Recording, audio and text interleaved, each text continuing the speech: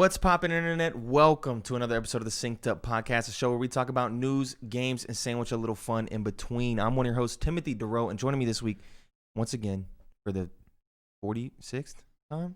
Not consecutive. I guess you missed one. Number one Nintendo fan. Yeah, you missed. How many did you miss? I think two. Two? For like. About to be three next One week. was Virginia and one was Siok with the COVID. Yep. You had the COVIDs. But Michael Clare, what's up, Mike? How you doing on this fine Sunday? I'm doing great, man. Are you? Phenomenal. That's good to Excited hear. for what we have coming down the pipeline. What? Like on this specific show? No, what we have coming down the pipeline. Oh, okay. Because I was going to say this show is. I was trying to give you a segue, not but like good because all we got is video game content on YouTube is at an all-time high. And we're going to talk about that. Also, CD Projekt Red is getting sued. Shocker. Question mark.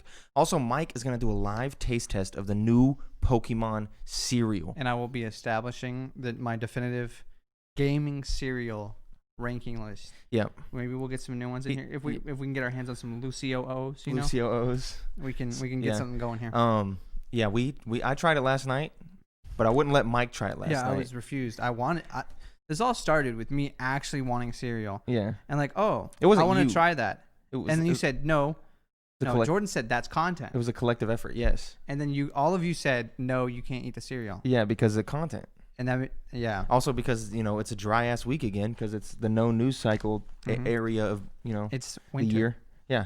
And so I was like, we can test this cereal on air. Test it. Taste it. I'm having a day. I'm having a day. But first and foremost, let's get into the housekeeping before we do the second most thing of talking about the news.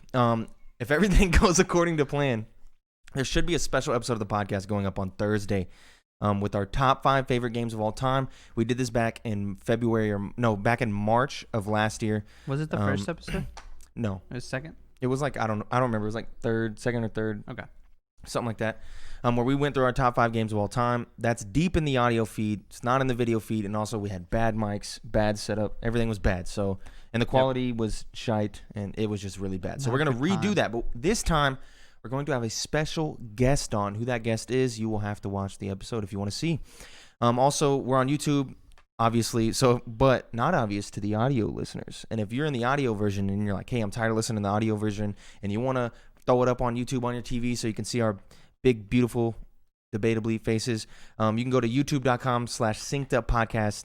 And also, if you're watching on YouTube and you're like, hey man, I'm tired of, I don't got YouTube Red, so I can't close it and just listen. Too many ads. I get 2 ads, and the first one's unskippable, and the next one's 10 seconds. 10 seconds. And you're tired of seeing our faces as well, you can go to your favorite podcasting service and search up Synced Up Podcast and look for the blue and white logo. New episodes go up in both of those feeds at 7 a.m. Central Time Zone. Gang. That's on Monday. I need to put Monday because I keep forgetting to say that. Also, you can write into the show at synceduppod@gmail.com with any questions, comments, or concerns, and we might discuss them on the show. Actually, we probably will. And also, you can follow us on Twitter at synceduppod to keep up to date with all of our content. And both of our personal Twitters are linked on that one. True. So let's get into the show. Whew, okay, that was a mouthful. 100 billion hours were spent watching gaming content on YouTube in 2020, and Minecraft was the most watched game. I don't know how shocking that is. For like 3 years, 4 years running? Yeah, I don't think that's super shocking. Yeah. This is from Wesley LeBlanc at IGN. Over 100 billion hours were spent watching gaming content on YouTube this year, with Minecraft leading as the most watched game. See, I need to edit this a little better. Y'all can't see it, but in this doc, there's some bullshit going on. YouTube Culture and Trends has released an annual gaming report, and the company revealed that viewers watched over 100 billion hours of gaming content on the site, which is the equivalent of traveling to Neptune and back 475,000 times. This makes 2020 YouTube gaming's biggest year yet. YouTube gaming has its biggest year ever in 2020 with 100 billion watch time hours and 40 million active gaming channels. YouTube head of global gaming Ryan Watts said, of those 100 billion hours, Minecraft was the single most watched game with over 201 billion views. That's more than double the amount of views the second most watched game of 2020 received, which was Roblox, at 75 billion views. Garena, Free Fire, Grand Theft Auto 5, and Fortnite came in 3rd, 4th, and 5th place at 72, 70, and 67 billion views respectively. Hold up. What is Garena Free Fire? That has to be like some foreign game, like a Chinese game or something. Maybe that would make sense. YouTube also, look it up, Jordan. YouTube also revealed the top 10 creators in terms of gaming views for the year. FGTV, Jelly, I do know Jelly, Flamingo, Robin Hood Gamer, It's Funny, Laserbeam, I do know that, Slogo, Mike Crack, Arab Games Network, and Vegeta 777. I don't recognize the majority of these, but I do recognize a couple. Over 80,000 creators hit 100,000 subscribers. More than 1,000 creators reached 5 million subscribers, and over 350 creators crossed the 10 million subscriber mark, according to YouTube. Isn't that insane? That 350 people. Like if you look at the first stat, yeah, 100,000 subscribers, 80,000 people hit that. Hey, we might get in there one day. Slowly. We might get in there one day. Baby steps. Hopefully. We've also seen gaming creators give back in incredible ways this year. Watt said. Watt. I'm gonna say Watt. Is it Watt or Watt? That's Watt. Watts. Watt would be. No, you would say Watt. Yeah, Watts would be like. Who knows? Watt. The gaming community has always been willing to lend a helping hand when needed. This year, many of YouTube Gaming's creators and partnership tournaments raised awareness and money for several causes. That includes Jacksepticeye raising over $660,000 in 12 hours for COVID. Relief efforts, Courage raising over $500,000 during a 12-hour charity stream for the CDC Foundation, and many tournaments hosted by YouTube Gaming to raise money for organizations like Call of Duty Endowment, the World Health Organization, and United Children's Fund. And just last week, the game theorists Matt Pat and Stephanie Patrick hosted a 10-hour charity livestream event to benefit St. Jude Children's Research Hospital. Watt said they tripled their goal and raised $3 million with the help from other large creators and gamers like Markiplier, the Game Grumps, and Mr. Beast, and more. And that's pretty cool. So what's that game, Jordan? Did you figure it out? Free Fire. It is a mobile battle royale. In China? It's probably worldwide. Mobile, yeah, okay. Mobile battle royale that I've never heard of. That's crazy, man. That is crazy. You feel like you're so tapped into the gaming community and culture. Yeah, and then the third most played game you've never heard of. There's sides of it you just never seen before. I think that's a testament to the fact that gaming has just grown exponentially. So large. And each community has its own niche. Yeah. And fun fact from Jordan. One best popular vote game in 20 based on what? Due to its popular, like on Google, like who gave this award? Oh, on the Google Play Store, It was the most popular game. That's cool. Even though I've never heard of it. But yeah. Also, all this charity stuff is really cool. It is. And also, it gives me a little hope that 80,000 content creators hit 100,000 subscribers. It gives me hope for our channel, Mm-hmm. And 80,000 is a large number. You realize there's 40 million plus active gaming channels. Yeah. The odds. They're not zero. Yeah, that's true. Plus, our content is good. We got good content. We do. But we got to start playing Garena Free Fire. Yeah, apparently we want to get some stuff, and then also this charity stuff is really nice. Yeah, like several really millions of dollars, and you got whatchamacallit, what's it called? Extra Life. Mm-hmm. They do that every year, and that was nice. And you have stuff going on like right now. You have HDQ Games Done Quick. They're doing their charity speedrun event. There's always something going on. There is always something going on. So that's cool. Good uplifting news for you, but we can't stay uplifting forever. We got to get a little shitty in here. Cyberpunk 2077, CD Projekt Red to undertake vigorous action to defend itself against a lawsuit. The class action lawsuit was filed by New York-based Rosen Law Firm. This is from Adam Bankhurst at IGN. See, what I did when making this doc is I had nothing, and then I just went to IGN.com and scrolled through the past week. And these were the only two, decent gaming related. Good to see IGN struggling as well. Yeah, so we got it in here. Cyberpunk 2077 publisher CD Projekt Red has confirmed that it has received notice of the lawsuit filed against the company and will undertake vigorous action to defend itself against such claims. The management board of CD Projekt, I don't know what the SA stands for. South America? No, that can't be right. Because they're from Poland. Made the regulatory announcement in response to New York-based Rosen Law Firm filing the aforementioned class action lawsuit on behalf of purchasers in the USA of the securities of CD Projekt Red between January 16, 2020 and December 17, 2020. I don't know any of this legal jargon, but I got to read it.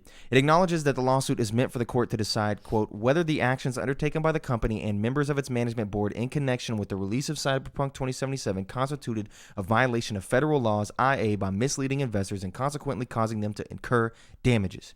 CD Projekt also notes that the, quote, complaint does not specify the quantity of damages sought, end quote, and that it will, as previously mentioned, quote, undertake vigorous action to defend itself against any such claims. I got to reiterate that. The lawsuit from Rosen Law Firm claims that CD Projekt Red had made false and or misleading statements and or failed to disclose that Cyberpunk 2077 was virtually unplayable on the current generation Xbox or PlayStation systems due to an enormous number of bugs. So this sounds like it's investors suing, not like regular Joe. Because investors are in the hole. Yeah. Law of money lost. A dolus. So yeah, their stock value is Yeah, Well, it's not shite, but it's low. shocking news from the Cyberpunk scene.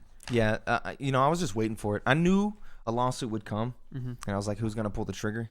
Ultimately, this probably will result in nothing, but because that's typically how this stuff goes. And then You banter. I'm going to go get a bowl and some milk. Mike is pulling out the Pokemon cereal. So now I got to sit here and vamp. So actually, I genuinely think that this lawsuit will lead nowhere. That's how you see a lot of these like lawsuits going in the gaming sphere. I mean, hell, even when the Elder Scrolls guys were going to sue Notch for creating a game called Scrolls, that lawsuit ended up just, instead of having a lawsuit, they settled out of court and said that Notch and anyone on the Elder Scrolls team, they could see the cereal. That Notch and whoever from the Elder Scrolls team would battle in Quake 3 to determine if they could keep the name or not.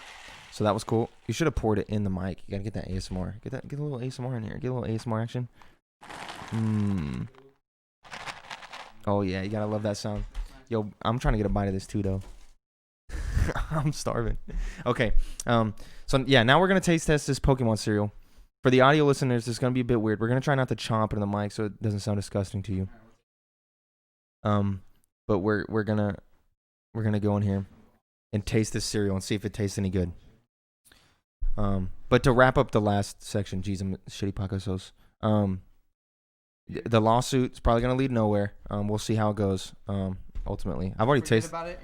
We'll forget about it in a week. But ultimately, I want to taste the cereal again. On to. I was a little inebriated. Much more important matters. When I tasted it last time.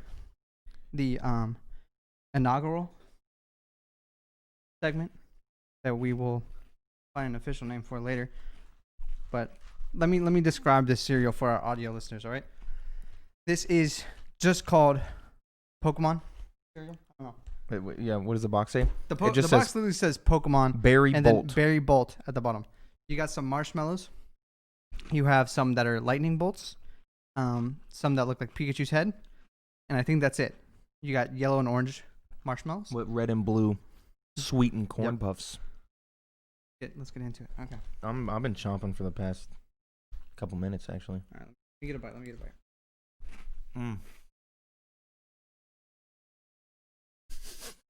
Don't chew into the mic too much for them. I need a little bit. Okay. Okay. Let me go bite with a little more marshmallow. Mm-hmm. Not a lot of consistency in the marshmallow shapes. No. Like, what is that? That is a Circo. I don't know what that is. So that adds in a Circo. I'm so hungry. The marshmallows are like Pikachu and lightning bolts. Okay. But these just look like shit. Yeah, the marshmallows. If you're looking for quality, good shape, not what you're looking for. We only opened this yesterday. Mm-hmm. And it does taste a little stale already. I know. But that's how it tasted yesterday. Okay. So it I just has tasted a it generic yesterday. stale taste to it. Yeah, there was like a taste of, not a taste, but like a texture of staleness.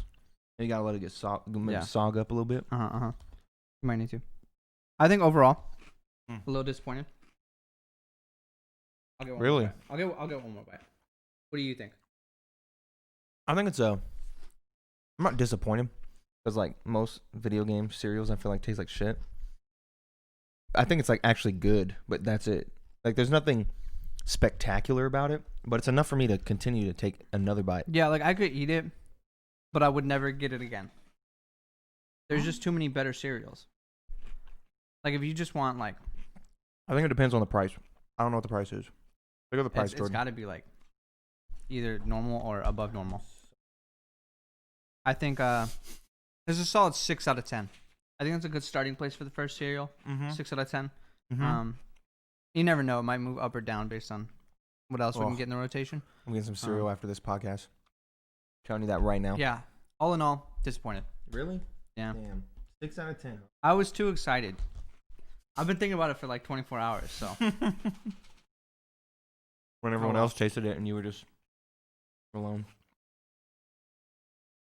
A little chomp in there? How to go a little? Yeah, pass it to Jordan so that cereal don't go bad. Huh?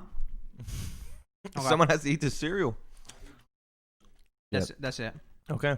That concludes the first Real test taste. Yep. 6 out of 10. It's currently ranked number 1 because there's no other cereals. $4 at Walmart for that. Terrible. Yeah, you could get the big bag of Fruity Dino Bites for a little more than $4.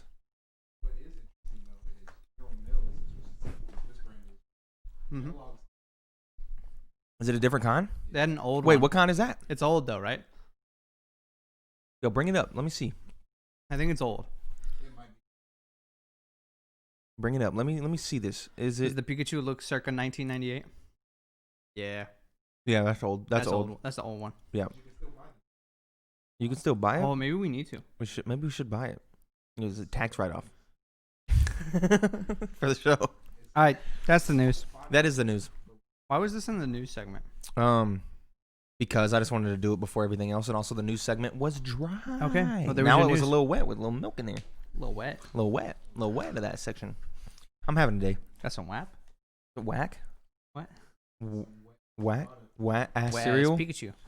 Oh, WAP. I thought you said Yeah. whack, like wet ass cereal. Yeah, no, we can't do that. It's a rough day. We're not gonna. Yeah, it is a rough day. What do we do today? We watched Shawshank Redemption. I watched that for the first time ever. I watched it twice in 12 hours. I thought it was pretty good. Yeah.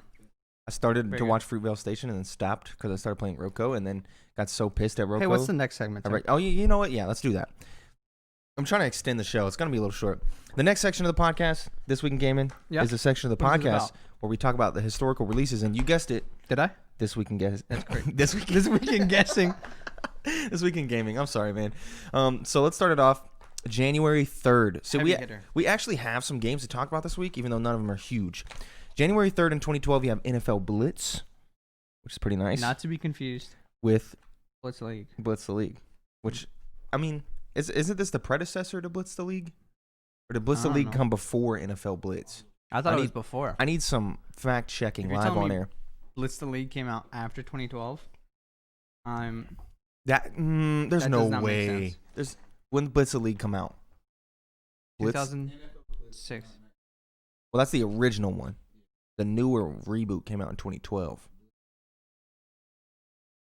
2005. Ah. So maybe NFL Blitz OG from 97 inspired Blitz the League. Maybe. Or maybe we're completely off base. We could be. In January 4th, you got nothing. And then on January 5th, you got Sonic Heroes in 2004. Nice. I didn't play it. So. Neither did I. And then 2010, you got the OG Bayonetta. Nice. Also didn't play that. Me neither. And then in 2010, you also have Darksiders. Did play that, Nice. which it's an okay game. Yeah. Fun. Even though the newest one I think is bad actively. January 6th, you got nothing. January 7th, you got nothing. But January 8th, Noah's going to appreciate this, even though he's not here to appreciate it. And I know he doesn't watch the show, the bastard. Sonic Riders Zero Gravity in 2008. I didn't play it. Is this a sequel to Sonic Riders? Yeah, it is. Okay. It's actually I played quite the first good. one. This one, you're in like cylinders and shit. Okay. It's Sonic dope. Riders was cool. Played this on GameCube. Okay. I actually liked it. And then January 9th, Did you Sonic had Riders nothing. have the board? Yeah. Okay. That's yeah. like the little hoverboard. Yeah. You do skate tricks and shit. Yeah. I really liked it. I liked it back I in the day. enjoyed that game a lot. So did I. Maybe but- that's a bad take, but I don't know. I'm not in the Sonic world. Yeah. It's way It's too a- much of an enigma for me. Yeah, it is kind of a mystery, that whole. I can't dive in. Yeah, neither can I. Now we're gonna play a game. Game It's a time. classic game. We're gonna do the initials trivia game Initial trivia. like we played last week. Okay. Wait, did we play it last week or was it the week before? I can't remember, man. Time I was a don't know. blur. This holiday, it feels like it's been a month. It feels like it's been a month since we recorded an episode. It really has. It's feels like been so weird, long. man. But Let's I get into decided it. to do the initials SC. Now I decided this, and then later on realized it's the opposite of the initials I chose last week, CS which was CS. with Cloud Strife and whatnot. So I got San three. I Diego. can only come up with three.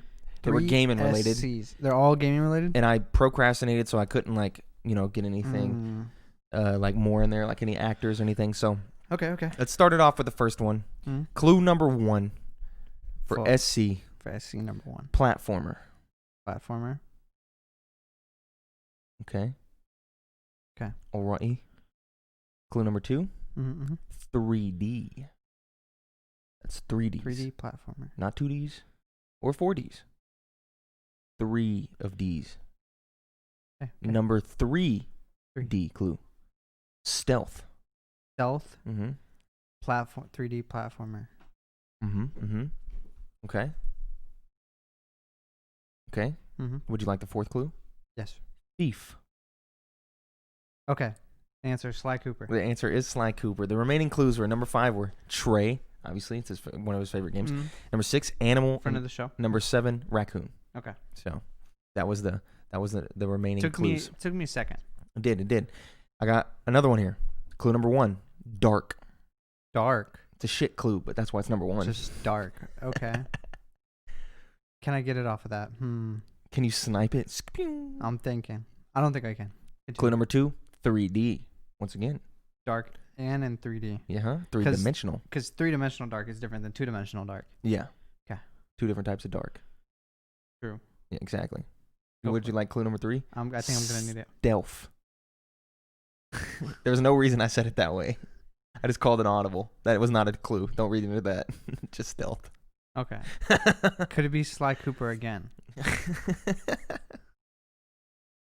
All right, hit me with the next one. Number 4, green. Green, stealth, 3D, dark. You should be able to get it off of these next 3 clues that I have for you. Okay. I'm going to need one of the next. Clue number 5, militaristic. Militaristic? This should the people are screaming. Oh, Jordan knows it. Jordan doesn't know it either. Jordan doesn't know. I don't know. Kind of wild. Dark, 3D, stealth, green, militaristic. Because green militaristic, I can't get the Army Men game out of my head. And you call yourself a gamer? Occasionally. Occasionally. Would you like the 6th clue? Yeah, give it to me. Co-op.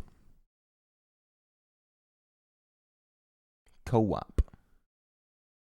Cooperate. No, it's cooperative, not cooperate. But you do have to cooperate in a cooperative manner in this thing. Why am I not getting it? Number 7. This should give it away. Night vision. Nothing. Still nothing. I'm going to come up with an 8th clue. I got to make Hold up. Is this the character's name? Is this the character's name? I gave you 7 clues. Hold up. Is this the name of a game or a character? It's a name. Hold up. I got to make sure. I can come up with an 8th clue for you. I don't think you need to. Okay. Is the answer Splinter Cell? It is Splinter Cell. But, okay, hold on. No. It could be anything. Oh. It can be like a thing, a place, people. I've been under the assumption that it's always names. It's a name of a game. Okay. Well, maybe I would have got it faster then. Okay. Because I was like, I don't even know the name character of. What's the character's name? Huh? I don't know the main character's name, but I know I'm pretty sure it's voiced by David Hayter. That's what I was trying to look up. Okay. But I'm not 100% sure. Yeah. No, maybe is Sam? Pretty sure it's Sam. Sam Fisher. Yeah. Sam Fisher. Okay. That was the clue I was looking for. Okay. This is the final one because I can only come up with 3. Okay. Clue number 1. Train. Train to Busan. That's a good movie. Yeah. I do like it. Even though Adriana said the ending sucked, but what game has trains in it? Grand Theft Auto. Grand Theft Auto has a train. A train. It does have a train. Would you like clue number 2? Yes, I would. Thirsty. Now this is a very niche clue, and if you could snipe it off this would make you a legend. Train. And thirsty. SC. Yeah, it's not doing it for me. Would you like another clue? Yes, I would. Pokemon. Clue is just the word Pokemon. Now, does that mean a Pokemon, or in the Pokemon games, or in the Pokemon anime, or in the Pokemon movies, or Pokemon cards, or Pokemon Go? I don't know. Now, hold on. Would you like the What was the first clue? Train. Train. So it's got to be train, not as in the vehicle. And then thirsty. And then Pokemon. Would you like the 4th clue? Yeah. Psychic. Okay. So, train, thirsty, Pokemon. Psychic. Would you like the fifth and final clue? Let me think for a second. It's the final clue. You have to Psychic. get it off the fifth clue. S. Sabrina? Sabrina, the show on Netflix? No, Sabrina, the psychic gym leader from Gen 1. Wonder if her last name starts with a C. I wonder if it does. Wouldn't that be crazy? That would be crazy. I'll give you the next one. Place. Place.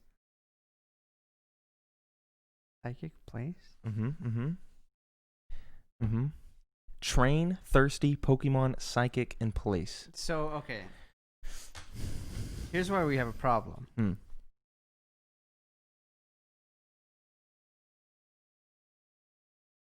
Because I want to say Silphco, but I don't think that's it.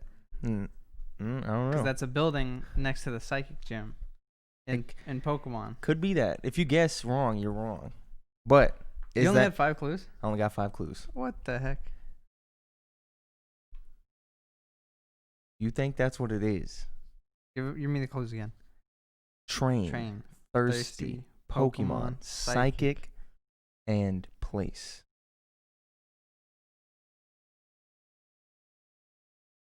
That's SZ. Safari Zone is SZ. Don't say it, though. You can give up. Or you could say Silphco. Is that the answer? No, it's not. Psychic. You want to give up? No, I don't want to get up yet, but I don't want to sit here for 4 hours. Are you giving up? Okay. I'm going to give you till that says 29. So you have 20-something seconds. You currently have 20 seconds as of right now to guess what it is. 15 seconds. The countdown continues. You are now at 10 seconds remaining until you can guess. And as the countdown continues, we got 5 seconds remaining. Okay? 1. I have That's nothing. it. That's it. Okay. So, what was the old girl's name? Sabrina. Sabrina is the psychic gym leader, which is next to the Silphco, which are both in Saffron City. Saffron City. That's what it's called. They're both in Saffron City, which is the home of the mag train station. And I've never heard of that in my life. And then in the Gen 1 or Gen 2, you can't get in until you give the guard some water because he's too thirsty. He won't let you in the city. So that's what it was. What was train?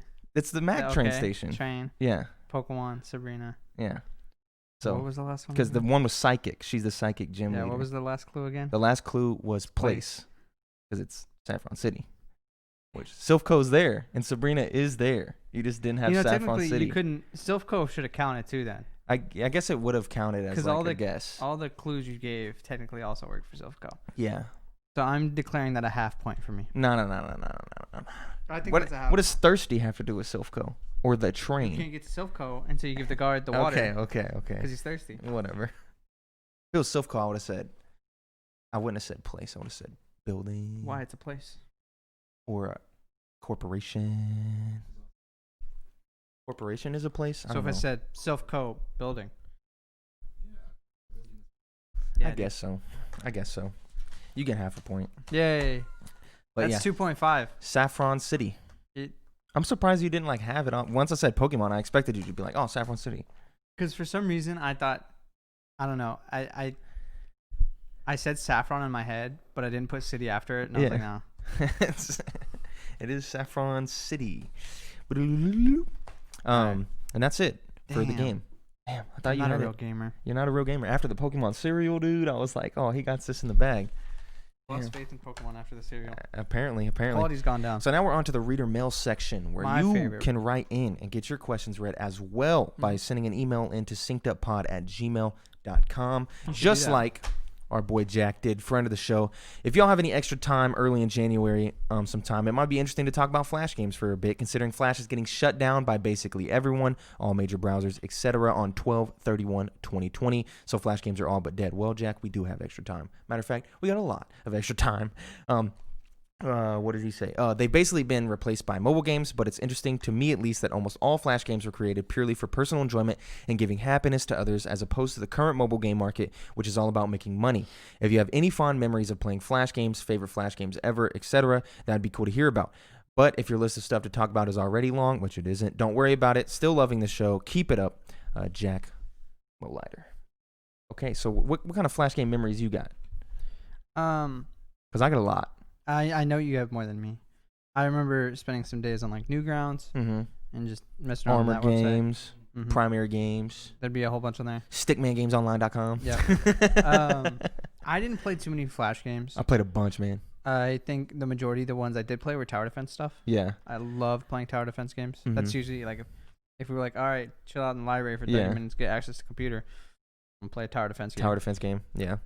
That's I don't know. For me, a lot of my Flash game memories, man, so many. They all come from being really good with computers and just demolishing computer class like assignments super quickly compared to everyone else, and then finding a way around like the firewall at the school to get into these websites. Yep.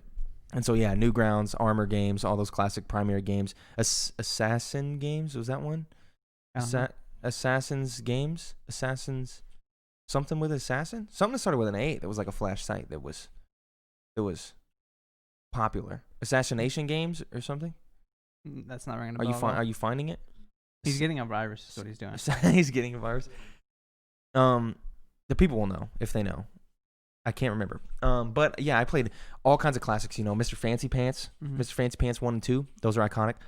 Doom Buggy on Primary Games. Yep, I lit. played that. If you remember the thing, it was like an educational one that wasn't blocked by the firewall. It was like math. Cool math game. And no, you would go along like a track, and there was like a bunch of different games you would play as like mini games, and you would have to get passwords to get further. And then one of them was like Stickman, was like a Stickman game. I think I know what you're talking about. Where you would go, and there was like a part where you rode like a jet ski and you climbed like a volcano.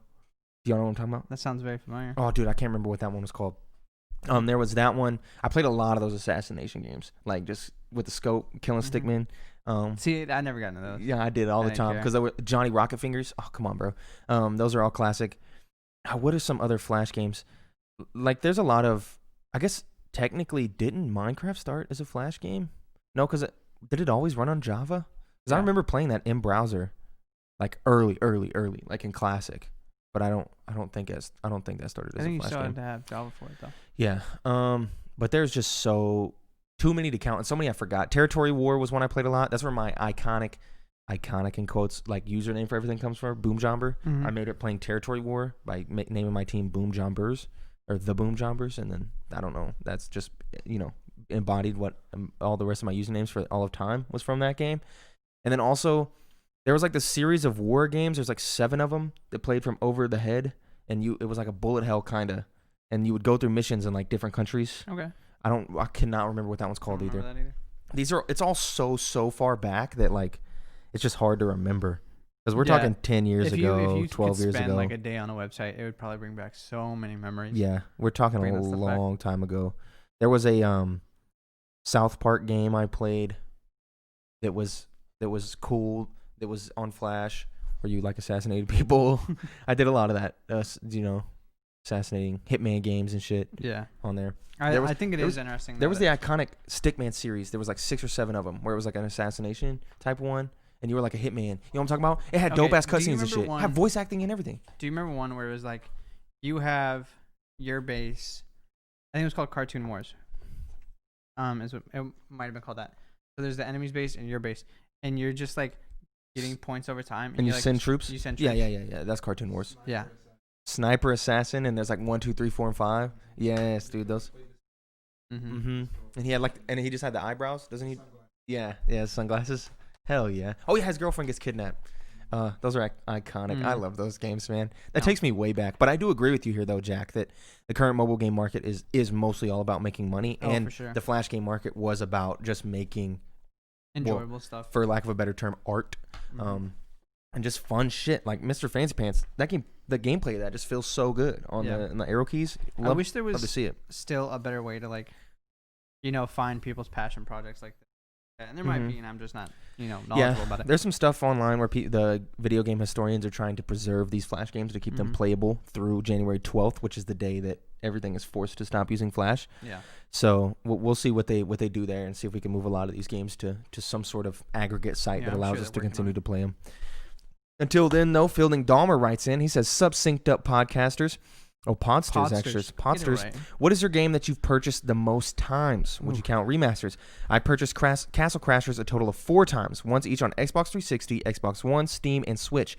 Had I known in advance it would come out on Switch, I wouldn't have snagged it on Xbox One, but here we are. Keep it rolling. Fielding, Babushka, Turtle, Dahmer. P.S. Forza Horizon 4 is dope, and it has a 60 FPS mode on Xbox One X. It's absolutely in my top 10 games of all time. Thanks again. For those of y'all who don't know, awesome. Fielding, Dahmer won our giveaway for Cyberpunk 2077, which we turned into a giveaway of any game because Cyberpunk was going through some shit. And he split it with Spencer Trevette. You know him, you love him. And Fielding picked Forza Horizon, and Spencer picked Outer Wilds. Waiting to hear about Outer Wilds from Spencer. So what's your answer? So my answer is Resident Evil 4. I purchased Resident Evil 4 on the GameCube, the Wii, the Wii U, the PlayStation 3, the PlayStation 4, the 360, the Xbox One. It's not on Switch, and I have it on Steam, I think. I purchased it, and when I say I purchased it on the PS4, like, I used to get hard copies, so I bought it on the PS4 like 3 times, because I'd buy it, I'd take it back, I'd buy it again, I'd take it back. It was that classic thing of seeing it in the bargain bin as a kid and being like, fuck, I got $5. Like, I like this game. So I played Resident Evil 4 so many times, and I have bought it 10 plus times. It's insane. I think for me, it's got to be like even not counting remasters, the original Pokemon games, Red, Blue, because I've bought them, when they first came out. Yes. And then I lost them when I was younger. Got them again. Got sold in a garage sale. Bought them again. Yeah, classic. And then I've bought them every time they've been available on the eShop or whatever. So I had them on my 3DS. Any way I could get it, I would pick that game up. And then if you count remakes, man, I bought Fire Red and Leaf Green a couple times. Leaf Green, love it. It's just you count Let's Go. Like, I've played through that original world so many times. That's true. Probably the same 10 times. Yeah, it's crazy. I'm trying to think of some other ones. Love games, dude. They're great. Video games are cool, dude. I can't think of anything like that I've really bought so many times. Multiple times, yeah. There's very few games that I've actually bought multiple times, but Resident Evil 4 just stands out because just as a kid, I used to buy it all the time. Yeah. Just in bargain bins and stuff. Anyway, Lucas the Grand Master writes in. He says, what's poppin', y'all? Really enjoyed the last episode of the year. Happy New Year. And your Game of the Year list really made me consider purchasing Valhalla on my PC, and that's coming from someone that hasn't played Assassin's Creed since Brotherhood, mostly from a general dislike of how Ubisoft runs their business. But maybe it's been long enough, and I feel it would be a good test of how my PC handles AAA games. I do recommend Valhalla, and if you haven't played since Brotherhood, you are in for a complete switch up of the formula. If you didn't play Origins and you didn't play Odyssey, I think Valhalla is a perfect jumping in point. Although there is some stuff I've heard with a little bit of confusion about the future shit that you might have to look up some stuff on YouTube, but that's okay. But I got a quick question for you guys this week. Is there a community Discord with a budding community such as this? I think it'd be a great idea to get more interaction going, since not all listeners might be comfortable commenting on YouTube or sending in emails. Thanks for the entertainment. Well, Lucas, Spencer also wrote in an email asking about this about a week or 2 weeks ago. I can't remember. And so we decided to start a Discord. So if you check the show notes or the YouTube description, there will be a link down there from now on to be able to join the Discord. And now we have there's a bunch of people in there already that are all our friends, obviously.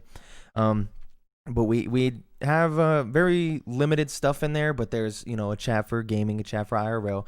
It'll grow as we grow. Yeah, there's a chat for submissions. If you want to do reader mail, but you want to do it through Discord, you can just @ me and stuff like that, and we'll read through those. There's a lot of stuff like that. So just check the show notes or the YouTube description, and it should be in there if I remember to do that, which I should, because I slept till noon today. So I'm not tired at all. Also, and that's it. So yeah, thanks for asking that, and we're gonna do it for you guys. So Spencer Trevette, you know him, you love him. He writes in a couple emails from him. Hey guys, finally back at form after a debilitating week of COVID. It's a terrible disease. Everyone, please stay safe. During this time, I wasn't even able to get up off the couch up until yesterday fully. Luckily, the missus came back negative, so she was able to do her thing. I love her to the moon, but she picked a terrible time to buy me Cyberpunk. Finally able to start it the other day, went with Street Kid, spoke truest to how I was raised in a rough part of Charlotte as well, and I just wanted to write in and say that this game is fantastic. Playing it on PC, I've run into 2 bugs, both getting fixed with a simple restart. The game has already made me shed some thug tears though, or 2, killing off a special character that I had grown quite fond of, and don't worry Tim, Outer Wilds is still on the docket, Anyways, I guess I'll add a question in here. What kind of games do you suggest for someone who is physically disabled?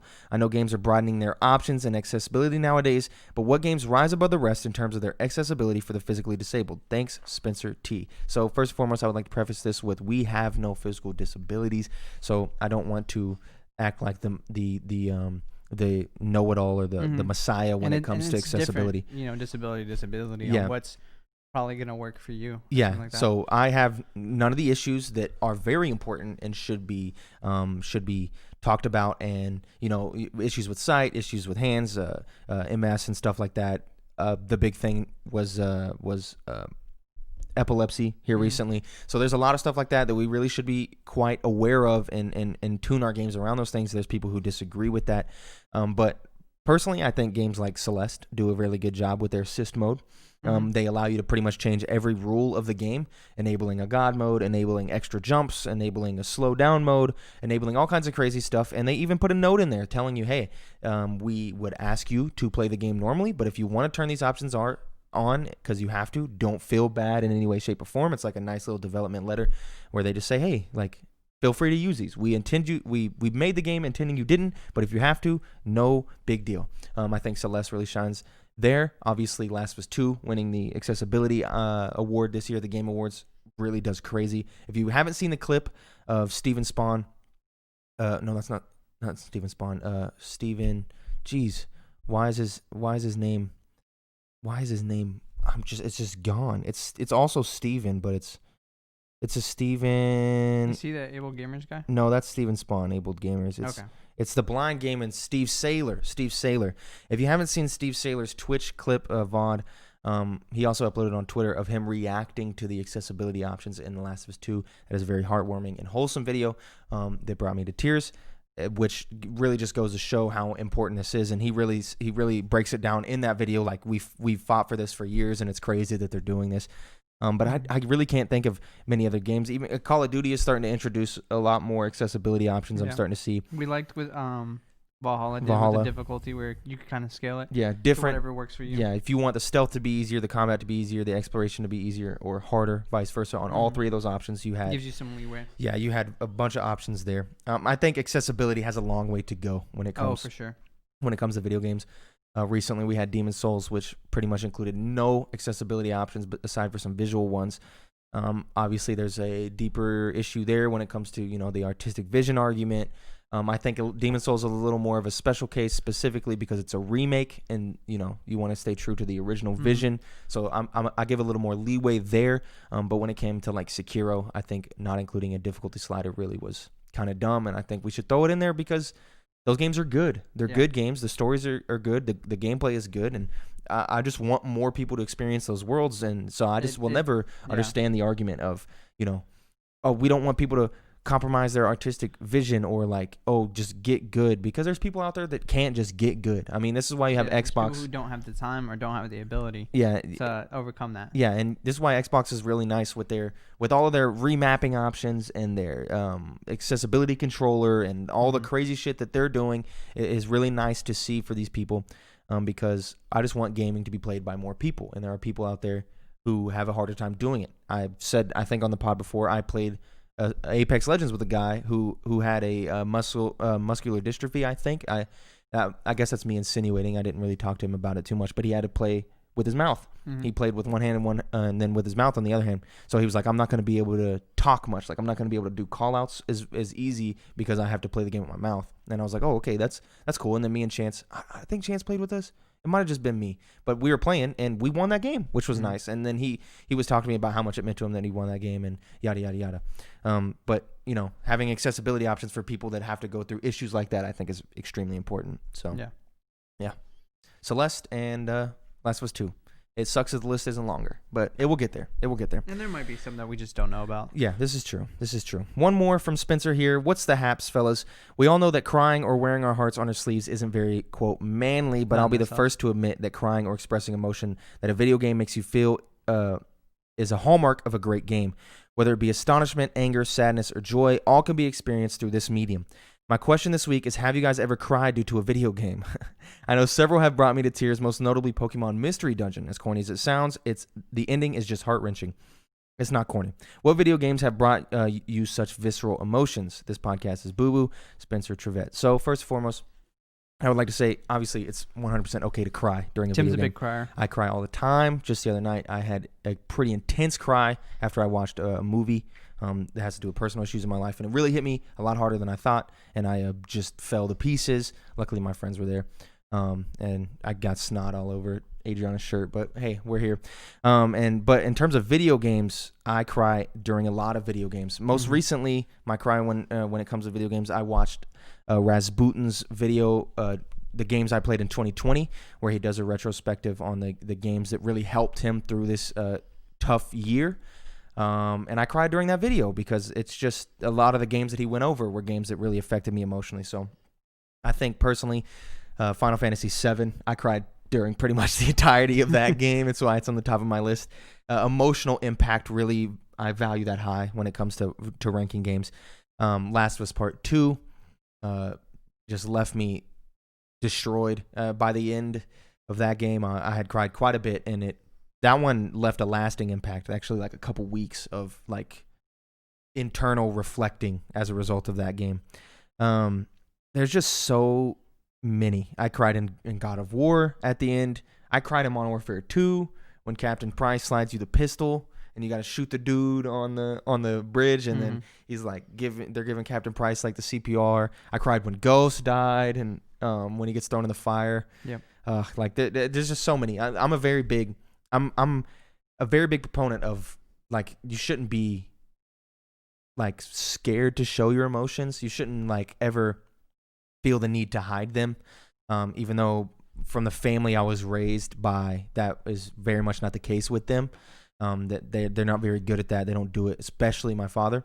Not to call him out on the internet, I guess, but that's just how he is. I mean, even though I was raised that way, I'm very much different from that. And I definitely think that if you're gonna cry, it's definitely okay to do so. I cry all the time. I watch movies that make me cry. I pretty much cry like all the movies. Yep. Like whether it's I'm sad or the ending was sad or I'm hurt or just like it was heartwarming. It was beautiful.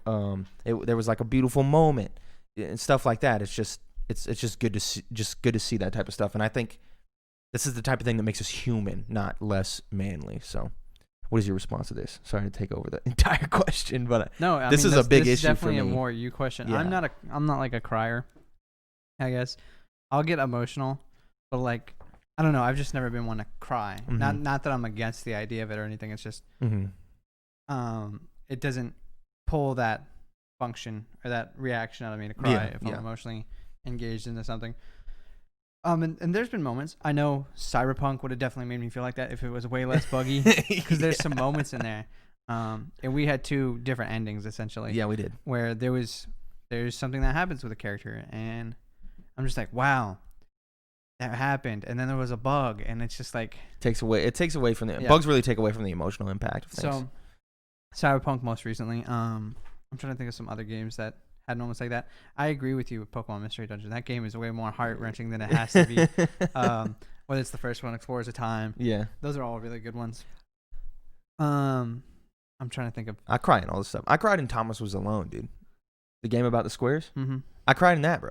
Because it's emotional at the end. You start out as a little red square, and you do these puzzles, and the fucking... Who is that makes that? Mark something? He also made Hyperdot, I think. No, not Hyperdot. I don't know. But... like you start as a little square and you do these puzzles, and then you get to a puzzle you can't complete, and then you meet like a triangle, and then the triangle helps you complete the squares, and then you get to a puzzle that both of you can't complete, and you meet like a cylinder, and then you go until there's like 5 shapes, and you make it to the end, and the other shapes have to build this thing to get Thomas out of the thing, and they have to stay behind and like fall back down to the thing only for him to make it out, and it's like.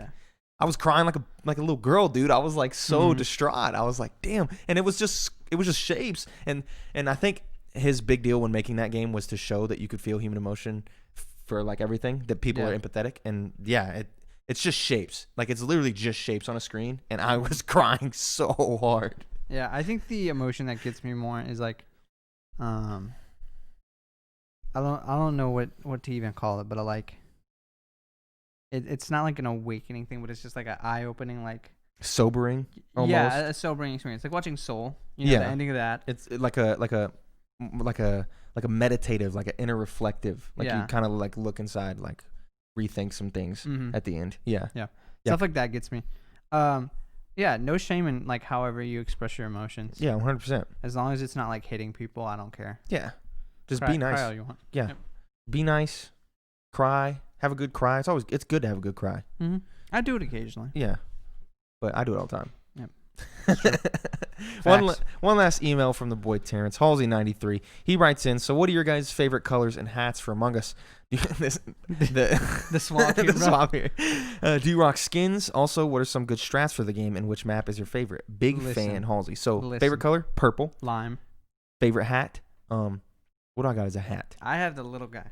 You have the little guy on your head. I change it up. Like I just switch. Yeah, I change it up too. I switch hats all the time. I have the little guy following me too. So I have the whole family. I have a stick man following me. I know Noah rocks the tuxedo skin all the time. Yep. He buys a lot of those skins.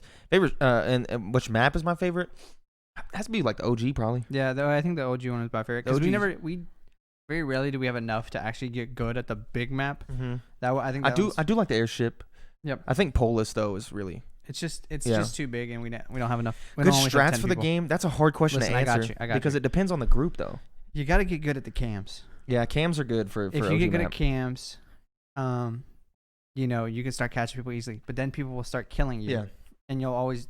I think people will go to cams to kill you, so you can like start making strats based around that. So I think my strat recommendation has to do with events, crewmate or imposter. Otherwise. I think as an imposter, you should get very acquainted with the events and where they go to. Yeah, I think events are very OP and they can be very useful to you. And also, I think if as a crewmate, you remember where those events are, you can become a very good crewmate when someone dies near said vent and you've seen people in certain locations to know, hey, I seen Jordan running out of med bay and then someone found a body in cams, right? Yeah. So if you had got acquainted with the vents, you'd be like, oh, it's very likely that it's Jordan because the medbay vent goes directly to the cams. Yeah, that's why I kind of agree with the whole camera thing.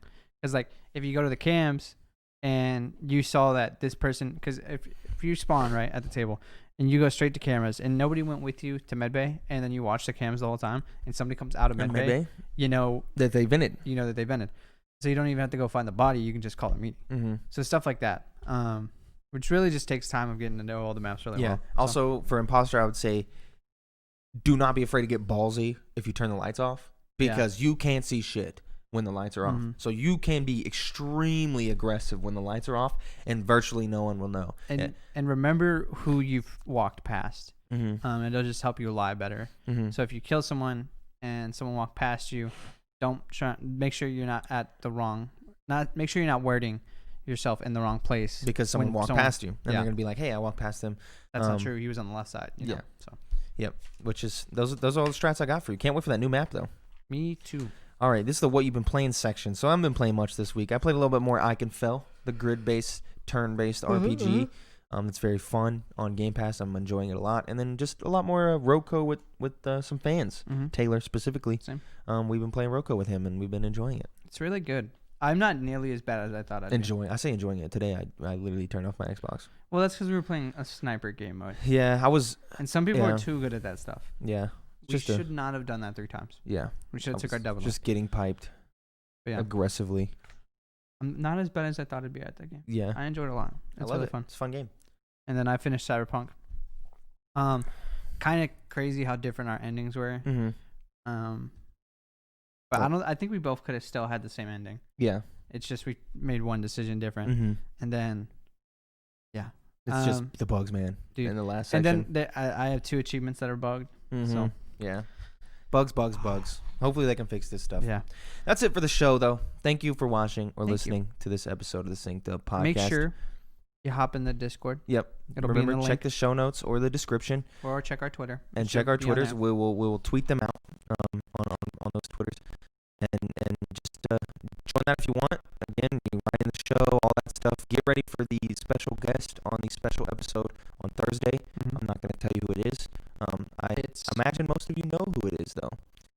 It's not one of our personal friends. That's the only hint I'll give you. It is. I was going to come up with something funny, but I got nothing. Yeah, you got nothing? But yeah, thank you for listening or watching the show. I don't know what episode this is. I think 46, 45. We're almost to 50. It's almost been a year since we started the show. We started the show the late February. We're a couple months from a year Crazy. a year, a month and a half away from a year of doing the show. Way too long. So this is exciting, and only in the last couple months have we really started to blow up, I guess. I say blow up even though it's not that much, but it's a lot to me. That's what matters. It's extremely important to me. Our last episode, I think, was our highest watched episode. It's like 160 something. Shout out to Pablo. Pablo? Yeah. He wrote babushka in the comments. Yeah. I respect that. We do respect that. Yeah, each and every one of you, all 150-ish of you that listen or watch the episodes, mean a lot to me. This podcast is great. I love doing it. It's an important beacon of my week to be able to do it, and I'm excited for the shit we got in the future. I'm excited for more shows if we do them. I'm excited for special guests. I'm excited for all kinds of stuff. But yeah, coming up, we got the Thursday episode. Next week, Mike will be gone, right? We'll be joined by our boy Isaiah Roberson. Get him on the mic. Beast King 2015. Famous Twitch streamer. Yeah, he's excited. Oh, it's Zay15 now, right? It's Zay. We'll put it in the description when he's on. He'll be on next week. Get excited for that. The following week after that, I believe is the week Chance is here, so Chance should be on the pod. And then Mike will return after that, and get excited for it. But we will see y'all in the next one. Bye.